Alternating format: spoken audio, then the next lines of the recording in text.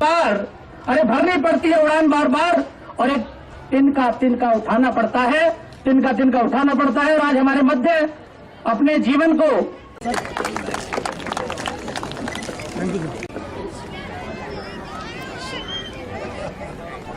ये सर हम बड़े अभिभूत हैं आज आप हमारे मध्य।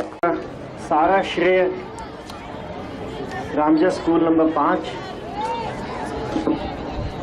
और उस वक्त के हमारे प्रिंसिपल महोदय स्वर्गीय शशि शंकर अग्रवाल जी को देना चाहता हूं।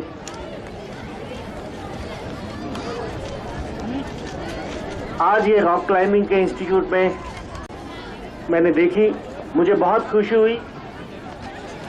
स्कूल में पहली बार जब रॉक क्लाइंबिंग एक्टिविटी रामजस 5 में शुरू हुई थी, मैंने उसमें हिस्सा लिया था।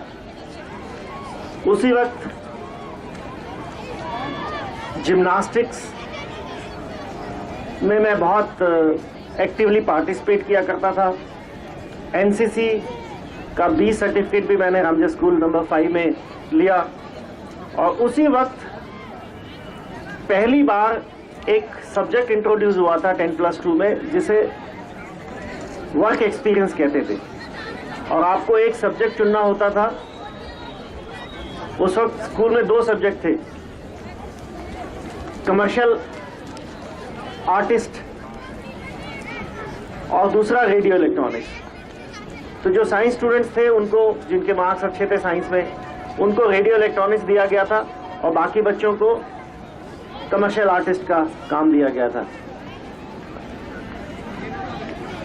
मेरे मार्क्स अच्छे थे साइंस में, मैथ्स में, तो मुझे रेडियो इलेक्ट्रॉनिक्स दिया था। उस वक्त पहली बार मैंने अपने हाथों से एक रेडियो बनाया और जब उसको चलाया तो पहली बार वो चल पड़ा। ये डेस्टिनी थी कि मुझे बाद में साइंस सब्जेक्ट लिए और बाद में दिल्ली कॉलेज ऑफ इंजीनियरिंग में मेरा एडमिशन हुआ और मैंने इलेक्ट्रॉनिक्स और कम्युनिकेशन इंजीनियरिंग ही प्रेफर किया। तब मैंने ये नहीं सोचा था कि एक वक्त आएगा जब मुझे जो मेरी एनसीसी की ट्रेनिंग थी, रॉक क्लाइंबिंग की ट्रेनिंग थी और जो स्कूल में फायरिंग प्रैक्टिस मैंने की थी, वो भी एक दिन मुझे काम आएगी। जब इंडियन पुलिस सर्विस में मेरा सिलेक्शन हुआ तो जो कुछ मैंने स्कूल में रॉक क्लाइंबिंग के दौरान, एनसीसी में मैप रीडिंग, जिम्नास्टिक्स, ये सब मुझे उस वक्त इतना काम आया और मैं अपनी आईपीएस की ट्रेनिंग को भली भांति पूरा कर पाया।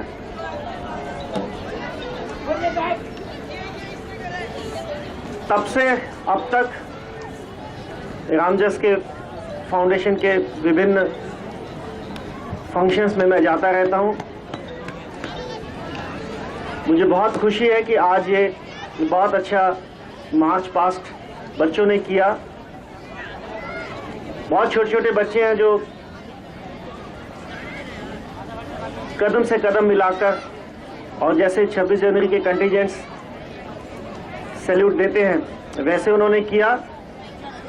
सबसे बढ़िया मेरी नज़रों में रामजस स्कूल आरके पुरम के बच्चों ने मार्च पास किया था, जिनके कदम भी मिल रहे थे। उन्होंने सैल्यूट भी बहुत अच्छा किया था। मेरी उन सबको बहुत बहुत बधाई। गर्मी की छुट्टियों में 2 महीने खाली रहते हैं बच्चे, विभिन्न तरह की एक्टिविटीज करते हैं। मैंने अनिल जी को कुछ सुझाव दिए हैं कि वो 2 महीने की छुट्टियों में उन एक्टिविटीज को शुरू करें। एक एक्टिविटी मैं अपनी तरफ से आपको देना चाहता हूं।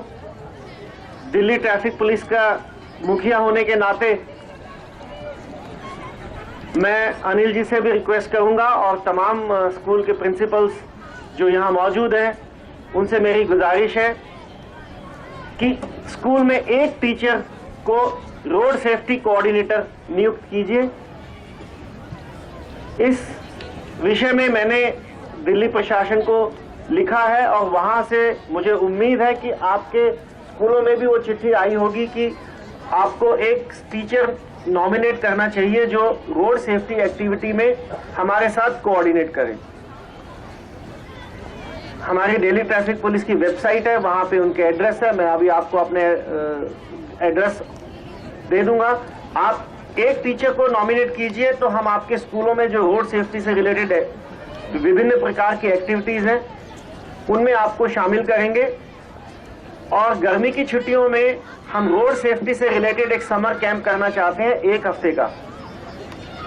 सुबह 10 बजे से 1 बजे तक बच्चों को हमारे पास भेजिए। हम उन्हें सड़क सुरक्षा के नियमों के बारे में बताएंगे, उन्हें अच्छी जानकारी देंगे, उन्हें फील्ड में ले जाएंगे। हमारा ट्रैफिक ट्रेनिंग पार्क है, पंजाबी बाग में है, बाबा खड़क सिंह मार्ग पे है, उसकी उनको सैर कराएंगे, उनको रिफ्रेशमेंट देंगे और 5 दिन के इस कोर्स के बाद एक सर्टिफिकेट उनको प्रदान किया जाएगा। सब कुछ फ्री होगा, फ्री ऑफ कॉस्ट होगा। रोड सेफ्टी से रिलेटेड कुछ गेम्स हैं, कुछ लिटरेचर है, कैप, टी शर्ट, ये सब भी उन बच्चों को फ्री दी जाएंगी। तो जो रोड सेफ्टी के जो समर कैंप हम लगाने वाले हैं गर्मी की छुट्टियों में, उसमें भी आप हमारे साथ पार्टिसिपेट कीजिए।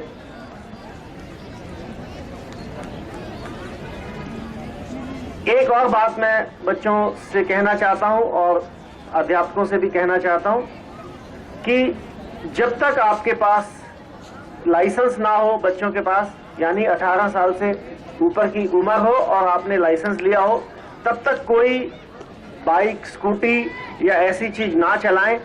और स्कूल में अगर कोई बच्चे इस तरह की हरकत करते हैं तो ये अध्यापकों का भी फर्ज बनता है कि उन्हें टोके इस बात से।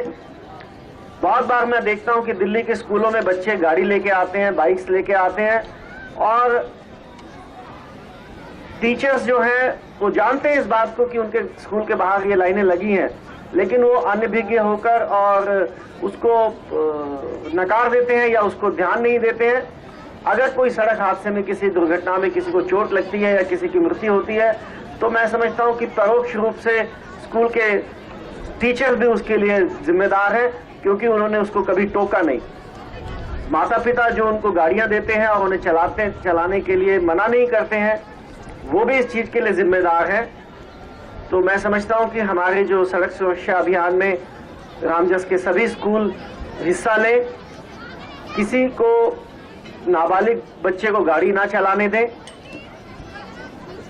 हमारे साथ जुड़े ताकि बच्चे सड़क सुरक्षा के नियमों को सीखें और जब वो इस लायक हो कि वो ड्राइविंग लाइसेंस जब लेने जाएं तो उन्हें इस चीज में कोई दिक्कत ना हो। और साथ ही साथ वो अपने माता पिता या अपने सगे संबंधियों को कोई भी ट्रैफिक नियम का उल्लंघन ना करने दें। वो जो सड़क सुरक्षा की ट्रेनिंग है वो कहें कि हमें सिखाया गया था कि आप ट्रैफिक लाइट जंप ना करें, आप शराब पी के गाड़ी ना चलाएं, वगैरह वगैरह। तो मैं समझता हूं कि आज का ये जो प्रोग्राम है बहुत ही अच्छा रहा, बहुत अच्छी एक्टिविटीज हैं। मुझे अपने पुराने दिनों की याद आ गई और एक बार फिर मैं रामजस संस्थान को धन्यवाद देना चाहता हूं कि आज मैं जिस मुकाम पे पहुंचा हूं उसमें उनका बहुत बड़ा योगदान है। मुझे यहाँ बुलाने के लिए और सम्मानित करने के लिए बहुत बहुत धन्यवाद।